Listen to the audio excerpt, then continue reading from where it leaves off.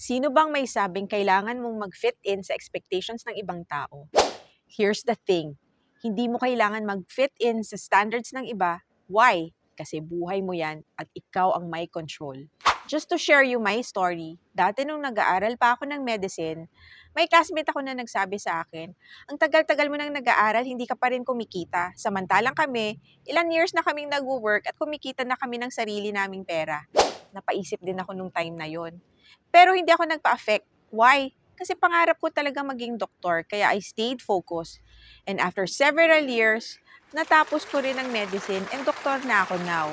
And I'm very thankful kay God, sa parents ko, and most especially sa sarili ko. Bakit? Kasi hindi ako nagpa-affect sa sinasabi ng ibang tao. Imagine, kung nagpa-affect ako, I won't be the person who I am now. Kaya ikaw, huwag ka rin magpa-affect sa sinasabi ng ibang tao. Ang importante, masaya ka at wala kang ginagawang masama sa kapwa. Agree ka ba dyan sa sinabi ko? Type mo lang dyan sa comment section. Laban lang tayo sa buhay!